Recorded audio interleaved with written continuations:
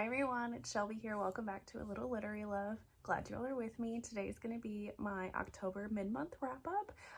We are in my living room because I'm going to attempt to try to film this while my kids are sleeping. If the sound quality of this is not as good as some of my other videos, I don't have my microphone that I usually use to film, so that might be why we're just gonna roll with it. Or like I said, I want to try to get this done and film for you all so I can post it while my kids are taking their naps. So hopefully we can get through this pretty quickly. I did have a better start to October than how I ended September. So end of September, I think I only got like 3 books read. This go around I have 6 books, so doing a little bit better. I am still kind of reading at a bit of a slower pace. I do have a bunch of stuff going on in my like normal life that's kind of been occupying my reading time that I would normally like have to read. So that's why, but I have read some pretty good books so far this month, starting with The Wrath of Roses by Violet Taylor.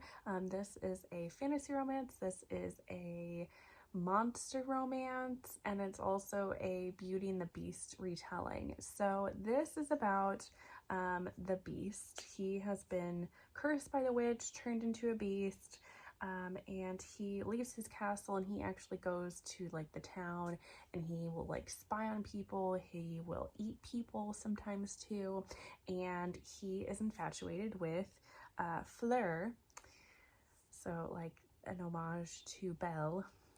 So he's in love with Fleur and really wants to have sex with her, but he is worried because he's infatuated with her with his size, and he's worried that he will like break her or just in general cause damage to her. So he notices Fleur kind of she also likes to kind of sleep around. She slept with Gabriel, who is our kind of like Gaston kind of character in this scenario.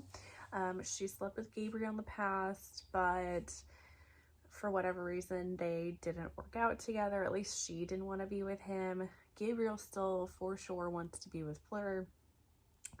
So he decides the Beast anyway, decides that he's going to make his like dreams come true, and he's going to kidnap both Fleur and Gabriel, and he is going to keep them and make them act out his sexual fantasies. He feels like Gabriel would be like how he would look and how he would act if he was still human.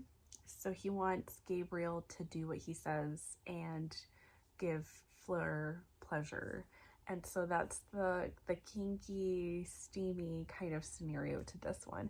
I gave this one 4 stars. I really enjoyed it. I had a really great time with this one. It was just like familiar enough, like of the Beauty and the Beast kind of storyline, but with just those tad little tweaks to that it made it feel unique, a unique story, unique premise. And I also just really loved the kinky, like, fun times that happened within this one. There is some monster sex that happens. This ends up becoming a MFM because Fleur realizes she likes being with both of these guys. There is trigger warnings for this. There's death, there's gore, murder, violence, all that kind of stuff. And like I said, the steam on this was pretty high, so I did really enjoy this one. Then I read The Architect by Nikki Sloane. This is her 3rd book in her Nashville Neighborhood series. Excuse me. I read the first 2 quite a while ago, but this is just about these different people living in this neighborhood in Nashville and all of the steamy, sexy, fun times they get up to. So in this one, The Architect, this is about this girl. I think she's still living at home with her parents, but then her neighbor she's very intrigued by him. He's not really at his home very often, and she rescues a cat that goes into his house, and they just kind of decide to adopt the cat together.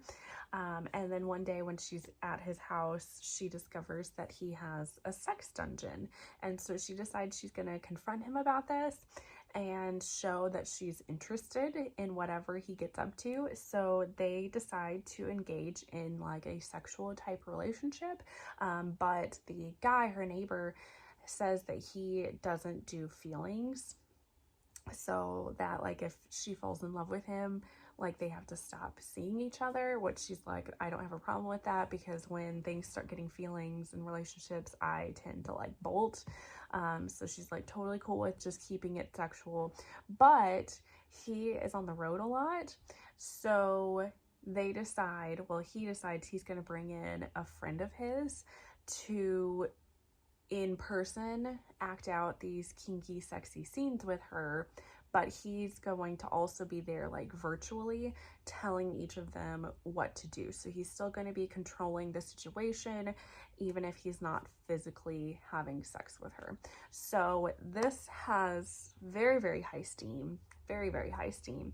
I ended up giving this one 3.5 stars. This might be, I still very much enjoyed this one, but this might be like my least favorite of the series so far. It just felt like there was a lot of sexual exploration in this, which I really liked, but it felt very lacking on the emotional development between these three characters, because this does turn into an MFM story. So they do end up becoming a polyamorous throuple, even though the two male characters don't always do a bunch of stuff together.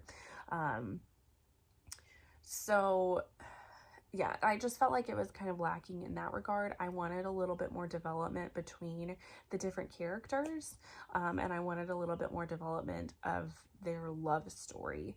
So that's why I give it 3.5 stars. Otherwise, it was very good. I really enjoyed it. BDSM is big in this one. Then I continued on with the Nashville Neighborhood series by Nikki, Sloane, and then I read The Frat Boy, which is the 4th book of the series. This is about these two characters. They're in college. One of them is in a sorority and one of them is in a fraternity, and they are doing this big like competition between the different Greek like groups, whatever, on campus, and things kind of go awry. There's some cheating that happens, and our heroine gets really ticked off about this, and she starts a mud fight, and it just ends in this huge catastrophe. So to make things right, I guess, with like the council, both of these characters get kicked out of their respective houses, which they're kind of freaking out about this because that was like where they were living. They don't really have anywhere to go. So unbeknownst to either of them, they both actually start to they decide that they are going to start making porn, and they find this couple that lives in the neighborhood that this whole series takes place, that will offer them up room and board if they will film porn scenes for them. So they figure out that they both kind of had this idea and did it, but of course they hate each other because, you know, they got each other kicked out of their houses, and it's just a lot of hate going on, but they're also very sexually attracted to each other, of course, and they start doing these porn scenes together. So I gave this one 4 stars. This might be my favorite of the series so far. I can't really quite tell because I really like the first 2 of the series. But I just really liked the hate to love aspect of this.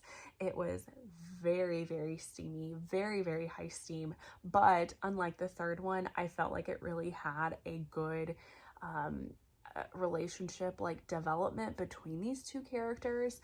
They really took their time, like working through their issues with one another, and figuring out like why each other acts the certain way that they do.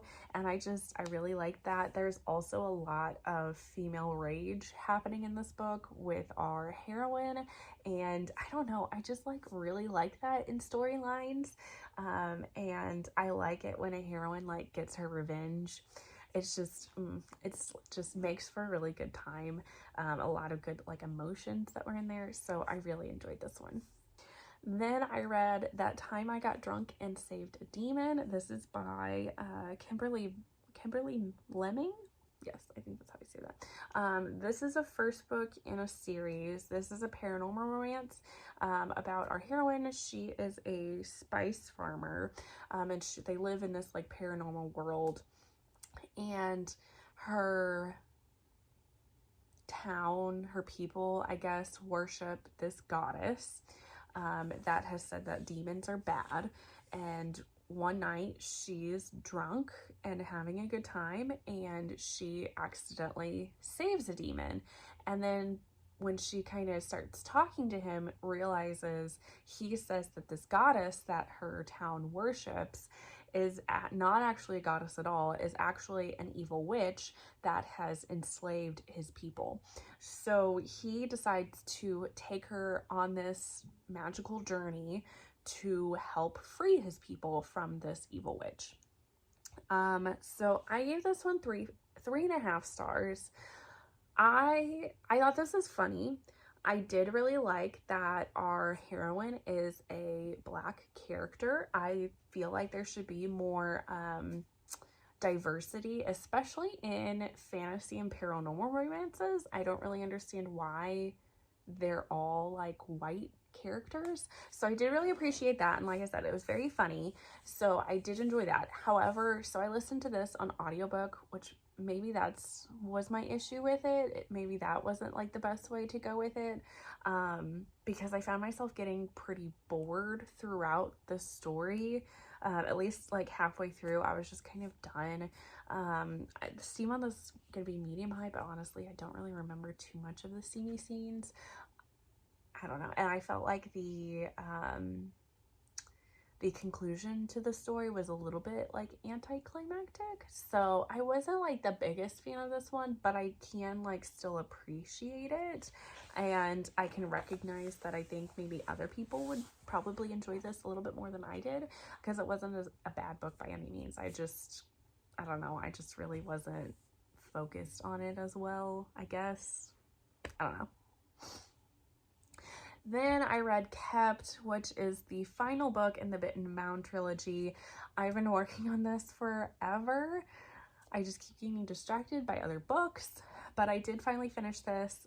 This is a vampire romance. If you've heard me kind of talk about this a lot in some of my past videos here recently. So this is just the conclusion of the story. We have our 3 characters in this like throuple, the king, vampire king, his general, and then he is married Given, who is a half vampire, half human. And so they're battling out in this. The humans have come. The night that kind of darkened the vampire kingdom has gone away, which is really bad because that means they can't survive. They can't survive in sunlight. And so then the human army has come in to try to attack them and destroy them. So there's a lot of different like battle things going on. A lot of like high stakes things are happening in this last book. I ended up giving it 4 stars, mostly because overall I really did enjoy this book and this series. There are still some things that irritated me, especially in regards to the throuple, because it very much throughout the entire series felt like the king and his general, it was their relationship, and then Given is just, she's very much a third wheel.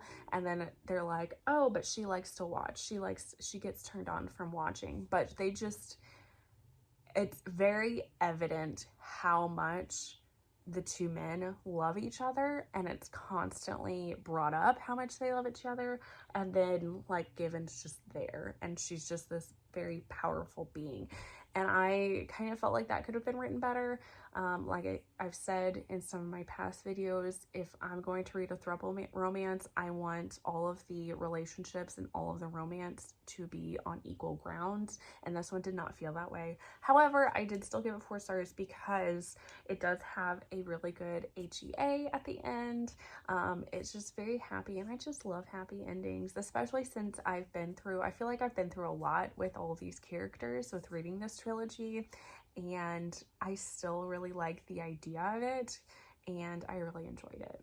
So, and then the last book that I got in for the first half of October is going to be another monster romance. If you haven't told, I've kind of got a little bit of a theme going because I've been in the mood for like paranormal, monster, dark kind of romances right now because it is October and spooky season. So the last book that I read is going to be Deceived by the Gargoyles by Lillian Lark. This is the second book in her Monstrous Matches series. So this whole series takes place with a bathhouse that has like a matchmaking service. So this one is about our heroine. She is a witch. She keeps getting set up with these really bad people that she has no interest in. So she goes to this matchmaking service and she ends up getting matched with this gargoyle that is already mated and has a clan, but she doesn't know that. It takes a little bit for her to find that out. She's pretty ticked off when she does find out, but it ends up working in her favor, even though she didn't plan on getting matched with more than one person. So the gargoyle is already mated to 2 males, and they are in this like gargoyle clan, and they decide to woo her. I gave this, I didn't write down what I gave this. I'm pretty sure I gave this 4 stars. I really enjoyed this one. I like this one maybe even better than the first book of this series. I just really liked the gargoyles decide to woo her and pursue her, and it's just, I don't know, it's so sweet, and I really liked that. And then the steamy scenes were just perfect. I loved them. And I just really liked the development of the love story and the development between all of the characters. They felt very unique, and I just, it was so cute, and I really liked it. And I am continuing on with this series with the monster, like, matchmaking stuff, too. Yeah, so that's going to be it for this video. That is going to be all the books that I have read so far for October. Hope you enjoyed this video. If you did, please make sure to leave a thumbs up button for this video. Subscribe if you haven't already. Leave a comment down below with some of the books that you've been enjoying so far this October. And yeah, so otherwise, I will see you all in the next one. Bye, guys.